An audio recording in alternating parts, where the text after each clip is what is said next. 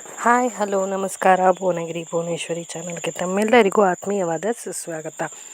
ಇವತ್ತು ಒಂದೇ ಒಂದು ಕಪ್ ಅಕ್ಕಿಲಿ ದಿಢೀರಾಗಿ ಇನ್ಸ್ಟೆಂಟಾಗಿ ಮಾಡ್ಕೊಳ್ಳೋಂಥ ಒಂದು ಸ್ವೀಟ್ ರೆಸಿಪಿನ ನಾನು ನಿಮ್ಮ ಜೊತೆ ಶೇರ್ ಮಾಡ್ತಾಯಿದ್ದೀನಿ. ತುಂಬ ಈಸಿ, ತುಂಬ ಹೆಲ್ದಿ, ತುಂಬ ರುಚಿಯಾಗಿ ಆಗುವಂಥ ಈ ರೆಸಿಪಿ ಮಾಡೋದಕ್ಕೆ ಜಸ್ಟ್ ಒಂದು 10-15 ನಿಮಿಷ ಸಾಕು. ಜೊತೆಗೆ ತುಂಬಾ ಹೆಲ್ದಿ ಫುಡ್, ಮಕ್ಕಳಿಂದ ಹಿಡಿದು ದೊಡ್ಡವ್ರವ್ರಿಗೂ ತುಂಬಾ ಇಷ್ಟಪಡುವಂಥ ಸಖತ್ತಾಗಿರೋ ಈ ರೆಸಿಪಿ. ಬನ್ನಿ ಶುರು ಮಾಡೋಣ. ಅದಕ್ಕಿಂತ ಮೊದಲು ಯಾರೆಲ್ಲ ಇದೇ ಫಸ್ಟ್ ಟೈಮ್ ನಮ್ಮ ಚಾನಲ್ನ ನೋಡ್ತಾ ಇದ್ದೀರಾ, ಪ್ಲೀಸ್ ಸಬ್ಸ್ಕ್ರೈಬ್ ಆಗಿ, ಹಾಗೆಯೇ ಪಕ್ಕದಲ್ಲಿರುವಂಥ ಬೆಲ್ಲೈಕನ್ ಕೂಡ ಒತ್ತಿ ಅದರಲ್ಲಿ ಆಲ್ ಅನ್ನೋದನ್ನ ಒತ್ತೋದ್ರಿಂದ ನಾನು ಹಾಕುವ ಬೇರೆ ಥರದ ಈಸಿ ರೆಸಿಪಿಗಳು ನಿಮಗೆ ನೋಟಿಫಿಕೇಷನ್ ಮೂಲಕ ಬರುತ್ತೆ. ಆಗ ನಾನು ಹಾಕಿದ ಕೂಡಲೇ, ಹಾಕಿದ ತಕ್ಷಣ ಯಾವುದೇ ರೆಸಿಪಿಗಳನ್ನು ಕೂಡ ನೀವು ನೋಡ್ಬೋದು. ಹಾಗಾದರೆ ಇವತ್ತಿನ ಈಸಿಯಾಗಿ ಮಾಡುವಂಥ ರೆಸಿಪಿನ ಬನ್ನಿ ಶುರು ಮಾಡೋಣ. ಮೊದಲಿಗೆ ನಾನಿಲ್ಲಿ 1 ಕಪ್ ಆಗುವಷ್ಟು ರೇಷನ್ ಅಕ್ಕಿನ ಚೆನ್ನಾಗಿ ತೊಳೆದು 2 ಸಲ ನೀರನ್ನು ಬಸಿದು ಇಟ್ಕೊಂಡಿದ್ದೀನಿ.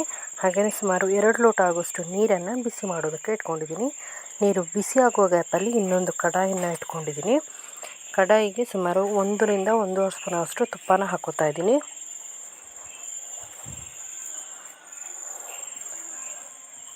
ತುಪ್ಪ ಹಾಕಿ ಸ್ವಲ್ಪ ತುಪ್ಪ ಕರಗಬೇಕು, ಬಿಸಿ ಆಗಬೇಕು. ನಾನಿಲ್ಲಿ ಹಸುವಿನ ತುಪ್ಪ ಬಳಸ್ತಾ ಇದ್ದೀನಿ.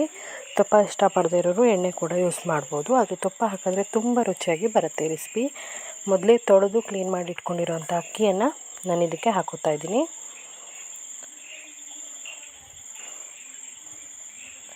ಅಕ್ಕಿಯನ್ನು ತುಪ್ಪಕ್ಕೆ ಹಾಕಿ ಚೆನ್ನಾಗಿ ಲೋ ಫ್ಲೇಮಲ್ಲಿ ಅಕ್ಕಿ ಫುಲ್ ಕಲರ್ ಚೇಂಜ್ ಆಗಬೇಕು, ಅಲ್ಲಿವರೆಗೂ ಫ್ರೈ ಮಾಡ್ಕೊಳ್ಳಿ. ಆದಷ್ಟು ಗೋಲ್ಡನ್ ಕಲರ್ ಬರೋವರೆಗೂ ಚೆನ್ನಾಗಿ ಅಕ್ಕಿನ ಫ್ರೈ ಮಾಡ್ಕೊಳ್ಳಿ. ಒಂದು 10 ನಿಮಿಷನಾದರೂ ಹುರ್ಕೋಬೇಕಾಗತ್ತೆ.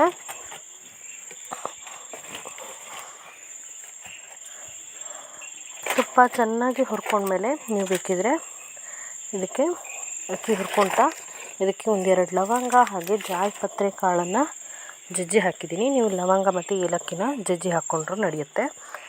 ಅವೆರಡನ್ನು ಹಾಕಿ ಚೆನ್ನಾಗಿ ಅಕ್ಕಿ ಕಲರ್ ಚೇಂಜ್ ಆಗೋವರೆಗೂ ಫ್ರೈ ಮಾಡ್ಕೊಳ್ಳಿ. ಈಗ ನೀರು ಕುದೀತಿದೆ, ಅಕ್ಕಿ ಕೂಡ ಫ್ರೈ ಆಗಿದೆ. ಈಗ ಫ್ರೈ ಮಾಡಿರೋ ಅಕ್ಕಿಯನ್ನು ನಾನು ಇದಕ್ಕೆ ಹಾಕೋತಾ ಇದ್ದೀನಿ. ಅಷ್ಟು ಅಕ್ಕಿ ಹಾಕಿದ ನಂತರ ಒಂದು ಸಲ ಚೆನ್ನಾಗಿ ಕೈ ಆಡಿಸ್ಕೊಳ್ಳಿ. ಈಗ ಇದನ್ನು ಕುದಿಯೋದಕ್ಕೆ ಬಿಡಿ. ಅನ್ನ ಪೂರ್ತಿಯಾಗಿ ಆಗಬೇಕು, ಅಲ್ಲಿವರೆಗೂ ನೀವು ಕುದಿಸ್ಕೋಬೇಕಾಗತ್ತೆ. ನೋಡಿ, ಈ ಥರ ಮಧ್ಯೆ ತೆಗೆದುಬಿಟ್ಟು ನೋಡ್ತಾ ಇರಿ. ಅನ್ನ ಬೇಯಬೇಕು. ಅಕ್ಕಿ ನಾವೇನು ಫ್ರೈ ಮಾಡಿ ಹಾಕಿದ್ದೀವಲ್ಲ, ಇದು ಪೂರ್ತಿಯಾಗಿ ಅನ್ನ ಆಗಬೇಕು. ಅಲ್ಲಿವರೆಗೂ ಚೆನ್ನಾಗಿ ಕುದಿಸ್ಕೋಬೇಕಾಗತ್ತೆ. ತುಪ್ಪದಲ್ಲಿ ಫ್ರೈ ಮಾಡಿ ಹಾಕಿರೋದ್ರಿಂದ ಅನ್ನ ತುಂಬ ಬೇಗ ಆಗುತ್ತೆ, ಜೊತೆಗೆ ತುಂಬಾ ರುಚಿಯಾಗುತ್ತೆ. ನಾನು ಇದಕ್ಕೆ ಸುಮಾರು 1 ಲೋಟ ಆಗೋಷ್ಟು ತೆಳು ಬೆಲ್ಲ ತೊಗೊಂಡಿದ್ದೀನಿ. ನೀವು ತೆಳು ಬೆಲ್ಲ ಇಷ್ಟಪಡಲ್ಲ ಅನ್ನೋರು ಸಕ್ಕರೆ ಯೂಸ್ ಮಾಡ್ಬೋದು, ಅಥವಾ ಗಟ್ಟಿ ಬೆಲ್ಲ ಕೂಡ ಯೂಸ್ ಮಾಡ್ಬೋದು. ಇದಕ್ಕೆ ಬೆಲ್ಲನ ಹಾಕೋತಾ ಇದ್ದೀನಿ ನಾನು.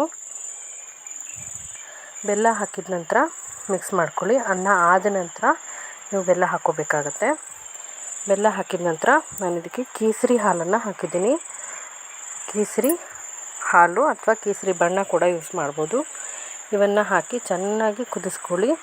ಚೆನ್ನಾಗಿ ಕುದ್ದು ಅದರಲ್ಲಿರುವಂಥ ನೀರು ಪೂರ್ತಿ ಬತ್ತ ಹೋಗೋ ತನಕ ನೀವು ಕುದಿಸ್ಕೊಂಡ್ರೆ ದಿಢೀರಾಗಿ ಮಾಡೋವಂಥ ಕೇಸರಿ ಅನ್ನ ಇಲ್ಲಿ ರೆಡಿಯಾಗಿದೆ.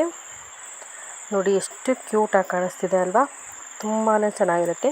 ಇದಕ್ಕೆ ನೀವು ಮೇಲಿಂದ ಬೇಕಿದ್ದರೆ ಕೇಸರಿ ದಳನ ಹಾಕ್ಕೋಬೋದು. ಬೇಕಿದ್ದರೆ ಕೇಸರಿ ದಳ ಯೂಸ್ ಮಾಡ್ಬೋದು. ಜೊತೆಗೆ ದ್ರಾಕ್ಷಿ, ಗೋಡಂಬಿನ ನೀವು ತುಪ್ಪದಲ್ಲಿ ಹುರಿದು ಹಾಕ್ಕೋಬೋದು. ಈಗ ನಮ್ಮ ಇನ್ಸ್ಟೆಂಟಾಗಿ ಮಾಡುವಂಥ ಸ್ವೀಟ್ ರೆಸಿಪಿಲಿ ರೆಡಿಯಾಗಿದೆ.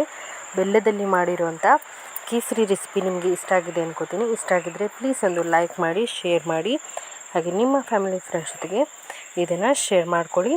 ಇದೇ ಮೊದಲನೇ ಸಲ ನೋಡ್ತಿರೋರು ದಯವಿಟ್ಟು ಸಬ್ಸ್ಕ್ರೈಬ್ ಆಗಿ. ಹಾಗಾದರೆ ಇನ್ನೊಂದು ಹೊಸ ಅಡುಗೆ ಜೊತೆ, ಸುಲಭವಾಗಿ ಮಾಡುವಂಥ ರೆಸಿಪಿ ಜೊತೆ ಮತ್ತೆ ಸಿಗ್ತೀನಿ. ಅಲ್ಲಿವರೆಗೂ ನಮಸ್ಕಾರ.